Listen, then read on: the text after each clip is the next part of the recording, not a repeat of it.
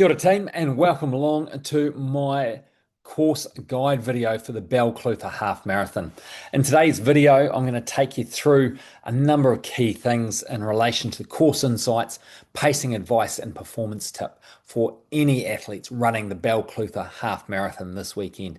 Whether you're doing it for your own competitive or completion goals, or whether you're taking part in the Otago Half Marathon Championships.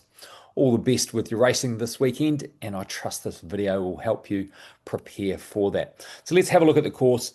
So the course starts out by Queens Hill Road, and you take the Clutha Valley Road all the way back into town. There is another side road you take to get in over the bridge, and then you finish at the Clutha Park Showgrounds outside the Cross Recreation Centre. General strategy for the course is to have a nice consistent effort throughout. Have a conservative start and build that pace through the event so that you finish nice and strong as you close in on the finish line. I recommend you follow my 1/3 pacing strategy. That's where we break the course up into thirds, 7 kilometers each. The initial pace is going to be nice and steady for the opening 7Ks, and that takes you to about roughly the Mount Maitland Road. You don't turn down Mount Maitland Road, you just run past the intersection. Second 7 kilometres takes you through to the 14K mark. That's where it's a slightly faster pace, and that's not far past Pillins Road, and that's a side road off on your left, so keep an eye out for that. And then finish the final 7Ks at your fastest pace. Now, if you find yourself relatively fresh in the final few kilometres, increase some pace once you get past the Blackhead Quarry. It might be that you're feeling relatively fresh, and as soon as you get there, you'll pick the pace up a bit more, but it might be that you run a K or so past that before starting to pick that pace up as you close in on that finish line. If you're looking to achieve a sub 2-hour half marathon, your pacing strategy needs to average 5:41 per kilometre. Now that's averaging it. I don't recommend you try and do that for every single kilometre. In fact, I recommend you start a little bit slower. Start nice and calm and steady. All the faster runners, let them run away. They're going to run faster anyway, so just don't try and keep up with them. If you get swept up in their pace nice and early, you will drain yourself far quicker than you need to, and you will struggle towards the end. So focus on your cadence, focus on your posture, particularly towards the end. As you get more tired and fatigue a bit more, you end up hunching your shoulders, rounding your back out, and effectively closing off the airway. So shoulders back, upper body nice and tall, nice good posture, and that will mean that your airway is nice and open and can deliver oxygen into the lungs, ready for distribution out to the muscles. Your pacing strategy I recommend for you is for that first third, aim for 5:50 per kilometre, increase that to 5:40 through the middle 7 kilometres, and then the final 7 kilometres, increase your pace to 5:30 per kilometre, or even a little bit quicker if you can. For those wanting to go sub 1:50, you need to average 5 minutes 12 per kilometre right across all 21 kilometres. As with the sub 2-hour, don't try and bank time. Stick to your pace goals, your target pace, and execute your race plan. Stay strong through the aid stations and watch out for your pace drifting slightly slower in the later stages of the race. That opening third, aim for 5:20 per kilometre. Your middle third, aim for 5:10 per kilometre. And then those final 7 kilometres, aim for sub 5 minutes per K, and that will bring you in comfortably under the 150 mark. If you're looking to achieve a sub 140, you need to average 4:44 per kilometre every single kilometre through the event. Stay nice and relaxed early on, hold that rhythm, use groups of other runners if possible, and focus on that final 5 kilometres. My recommended pace strategy for you is that opening 7 kilometres, aim for 4:55 per kilometre, increase that to 4:55 through the middle third, and then those final 7 kilometres, aim for 4:30 to 4:35, or even a little bit under 4:30 if you can. And once again, that will guarantee a sub 1 hour 40 finish for you. Now, if you're trying to go sub 1:30, you need to Average 417 per kilometre. I know the screen says 415 per kilometre, but it's giving you a little bit of a fudge factor to achieve your goal. Have a controlled start, strong through the middle, and then finish strong and tough. Surge later on in the race, sit in, nice comfortable pace early on. Now, if you normally train and race with heart rate or running power, flick me a message and we can have a chat about what's appropriate for you, because everyone's heart rate and running power is different. If you're training with a GPS watch, then once again, your pace strategy for you is starting with 4:25 per kilometre for that first third. Through the middle 7 kilometres, increase that pace to 4:15, and then for that final 7 kilometres, aim for 4:05 or even just under 4 minutes if you can, and that will bring you home under that 1:30. It's going to be a great day for you. To help mentally prepare for race day, I recommend you sit down a couple of days out, download my self-psych form. It's free to download. Just click the link that's down in the description. I recommend you print it off and then actually use a good old-fashioned pen and write your answers onto the paper so you can cement those ideas in your head with your race plan. That way, if something was to go wrong on race day, then you've got a plan in place and you're able to execute it because it's cemented in there. So 2 nights out, 1 night out before, sit down, complete the form, just some quiet time, just you, no distractions, and work your way through that. The self-psych form will help you develop your race plan. It'll increase your chances of achieving your goals, and it'll take you through a whole lot of what-if scenarios so that you've got some options ready to go if something less than optimal or something bad was to happen during the event. Now, I've talked about breaking the race into chunks. My 1/3 pacing strategy is a great way to go, but it's not the only way to go. Some people prefer to break the chunks down into smaller blocks. 5 kilometers is a popular one as well, knowing that you've got 4 plus a little bit extra to do with that final 1.1 Ks.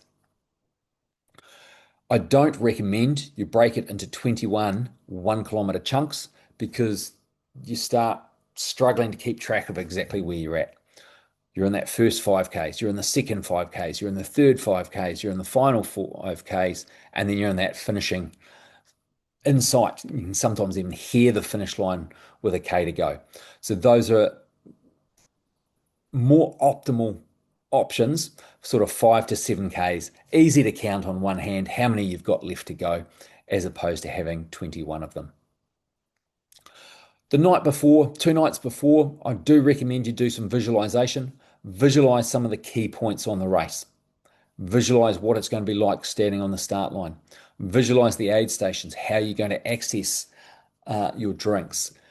Visualize that final few kilometers, going across the bridge, turning left, going around the edge of the park, finishing, crossing that finish line. Visualize what's that's like. Visualize turning into that finishing chute, looking at your watch, seeing it say 1:58, and knowing that it doesn't matter how slowly you go from this point, you're still going to achieve that sub 2 hours, or maybe it's sub 1 hour 30, whatever your goal is. I recommend having mantras as well. One that I often revert to is when the going gets tough, the tough get going. Now, I don't know all the lyrics to the song. It's just that one line that resonates well with me.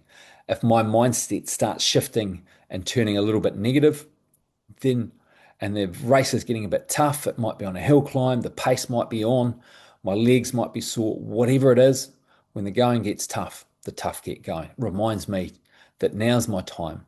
I'm not coming back tomorrow to try and do this again. I've got to do it now, and now it's time to focus. Turn a positive frame on things and get moving towards the finish line. There's plenty of other songs or motivation quotes that you can use as your own mantra. Use what is going to work for you. The weather on the day is expected to have some showers developing and that nor'wester becoming a little bit strong. And I've got the weather covering up the strong. Unfortunately, the race start is a little bit later in the day, so those showers may have developed and that norwesterly may have become stronger. Bear in mind that you are running in an easterly direction, so those nor'westers are going to be coming from over your left shoulder, basically pushing you towards the finish line.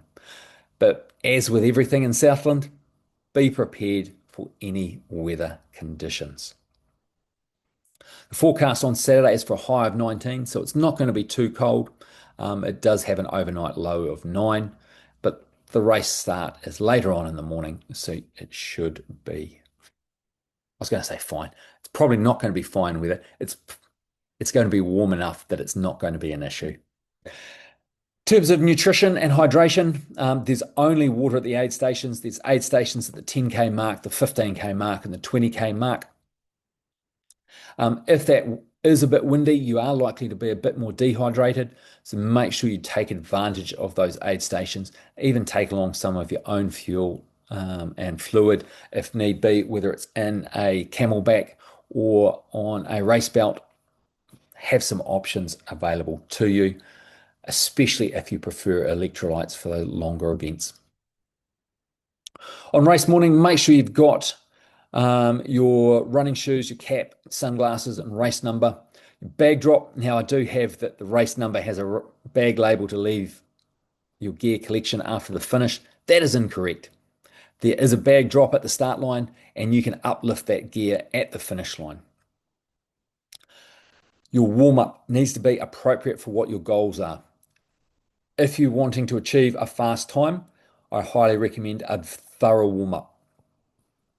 10, 15 minutes jogging at a lower intensity, followed by a number of stride outs and some slightly longer, maybe 1 minute threshold type efforts with a good recovery in between to get that heart rate up so you are ready, you are primed on the start line. So that is a great option for championship runners. If your goals are more recreational, then a 10-minute jog, just elevate that heart rate slightly and then use the first few kilometers to build into the event a bit more. Be aware that you don't overhydrate prior to the event. Toilet facilities are going to be limited, so make sure you're not overhydrated, but go to the bathroom nice and early if you need to. Start time is at 11 o'clock, so be on the start line early, ready for the brief, and be aware that if you're catching the bus to the start line, that leaves at 10 o'clock. So make sure you are good to go appropriately. I touched on the final few kilometers before, to ensure that you finish strong. Dig deep over those last 2 to 3 kilometers. Blackhead Quarry is roughly 3Ks out from the finish line and is a great reference point. You can't miss it on the left. Big access way into the quarry. So when you go past that, continue picking things up. When you go through that final aid station, give everything you've got for that last K and a bit. I do say use those aid stations as reference points, but there's only a few of them. So keep an eye out for Mount Maitland Road for that 7K point with the 1/3 pacing strategy, and then the Pillins Road at just prior to that 14K mark. Now, if you want to smash your next half marathon, I've got links to various training plans below in the description. My Project 2 Hour, Project 150, Project 140, and Project 130 are great training plans to help you achieve those appropriate time goals. Now, if you do 1 hour 45 in the Balclutha Half Marathon, don't go and purchase the sub 1 hour 30 plan. Make sure the plan you appropriately purchase is based around what you are currently achieving. Now, there's two options of each of these plans, a 10-week and a 20-week. They're designed to optimize your performance and achieve those time goals. If you're after a strength training plan to complement your run training plan to keep you injury free and are able to run faster, having built some strength, my Run Strong, Build Strength for Faster, More Efficient Running is a great training plan option. Now, there's a few different variations of it. There's 12 and 24-week variations for both 2 and 3 gym sessions per week. The link for those is also in the description. Now, if you're looking at doing the Buller Gorge Half Marathon, join the Qwik Kiwi tribe. We've got an 18-week training plan and it starts on the 13th of October. So nice and early, get that build up completed and have a fantastic race at Bulla. If you're after something a little bit more personalized, send me a DM, send me an email, coachray@coachray.nz. Find me on Facebook. I'm nice and easy to find, and coach_ray_NZ on Instagram. I've got a range of different options, including fully customized and personalized training plans or coaching programs, as well as the training plans to help you achieve your goal. Now, don't forget to download the self-psych form to help you put together your race plan and execute to perfection the Balclutha Half Marathon this weekend.